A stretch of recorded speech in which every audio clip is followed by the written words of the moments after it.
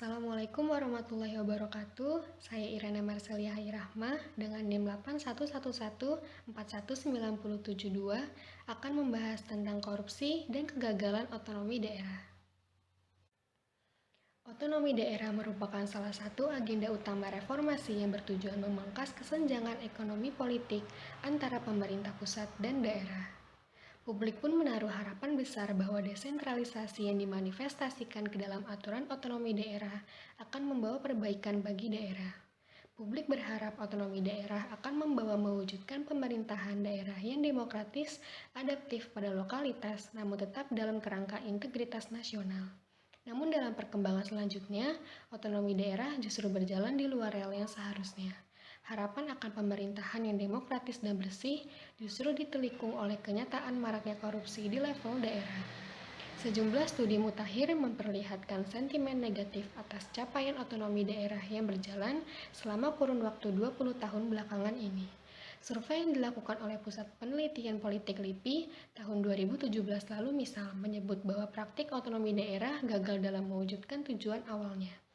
Indikator kegagalan tersebut dapat dilihat dari sejumlah hal. Yang pertama, tingginya angka kemiskinan yang menunjukkan adanya problem terkait distribusi dan pemerataan hasil pendapatan. Kedua, rendahnya kualitas layanan publik sebagai ekses dari kegagalan reformasi birokrasi di level daerah. Ketiga, menguatnya sentimen politik identitas berbasis kesukuan dan kedaerahan yang tentunya mengancam integritas nasional.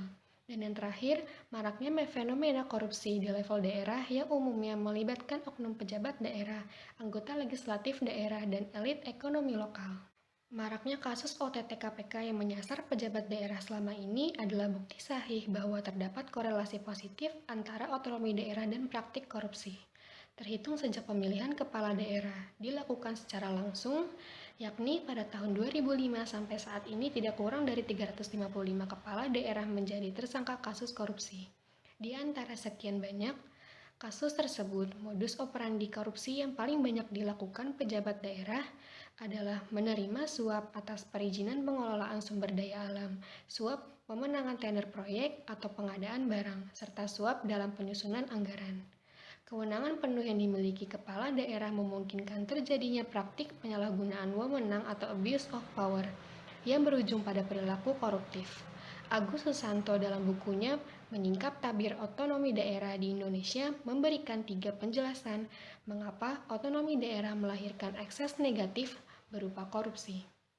Yang pertama, otonomi daerah yang selama ini berjalan cenderung hanya terfokus pada pelimpahan wewenang dalam membuat kebijakan, pengelolaan keuangan, serta administrasi birokrasi dari pusat ke daerah. Sistem otonomi daerah yang selama ini berjalan luput menyertakan pembagian kekuasaan ke masyarakat.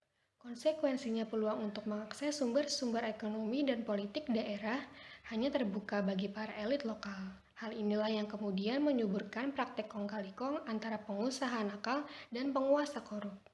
Kedua, otonomi daerah telah memutus struktur hierarkis pemerintahan yang memungkinkan kepala daerah menjalankan kekuasaannya tanpa kontrol pemerintah pusat. Hubungan pusat dan daerah dalam sistem otonomi yang sekarang ini berjalan ialah hubungan yang bersifat normatif fungsional. Situasi ini menyebabkan tidak adanya institusi formal yang mampu melakukan pengawasan secara efektif terhadap kinerja pemerintahan daerah. Ketiga, gagalnya Dewan Legislatif daerah dalam menjalankan fungsinya sebagai pengontrol kekuasaan. Bahkan dalam banyak kasus korupsi di daerah, legislatif acap kali menjadi aktor yang terlibat di dalamnya. Fenomena kepala daerah terseret kasus korupsi telah menjadi semacam siklus yang berulang kali terjadi. Di sejumlah daerah, korupsi kepala daerah bahkan seolah sudah menjadi tradisi yang diwariskan. Di Provinsi Sumatera Utara misalnya, 2 gubernurnya secara berturut-turut menjadi terpidana kasus korupsi. Kita tentu patut memberikan penghargaan setinggi-tingginya pada KPK yang tanpa lelah memberantas korupsi. Operasi tangkap tangan sebagai salah satu strategi andalan KPK tentu layak dipertahankan. Namun demikian, kita harus sadar bahwa pemberantasan korupsi tentu tidak akan tuntas jika hanya dibebankan pada KPK dengan model operasi tangkap tangan. Diperlukan upaya pencegahan korupsi yang lebih sistematis dan terencana untuk menutup celah potensi korupsi yang disisakan oleh sistem otonomi daerah tersebut. Salah satu yang mendesak untuk segera dilakukan ialah memastikan semua aktivitas penyusunan anggaran dan pengadaan barang dilakukan secara akuntabel dan transparan. Mekanisme layanan e-procurement, e-katalog, e-planning, dan e-budgeting idealnya menjadi hal yang wajib dipraktikkan oleh semua daerah di Indonesia. Dengan perencanaan anggaran dan pengadaan barang yang serba daring, potensi korupsi yang melibatkan pejabat daerah, legislatif, dan pengusaha dapat ditekan angka paling minimal. Tidak kalah penting itu ialah menata ulang alur birokrasi perizinan daerah yang selama ini rawan terhadap perilaku koruptif. Penyederhanaan birokrasi dan alur perizinan menjadi hal yang mutlak dilakukan untuk mencegah praktik suap yang selama ini kadung dianggap wajar. Dalam konteks kepentingan jangka panjang, gagasan untuk membentuk perwakilan KPK di daerah sepatutnya tidak berakhir sebagai wacana belaka. Ditinjau dari efek yang ditimbulkannya, tidak diragukan lagi bahwa korupsi merupakan kejahatan luar biasa atau extraordinary crime. Di atas itu semua, partisipasi aktif masyarakat sipil dalam mengawasi dan mengontrol jalannya pemerintahan daerah merupakan hal yang mutlak.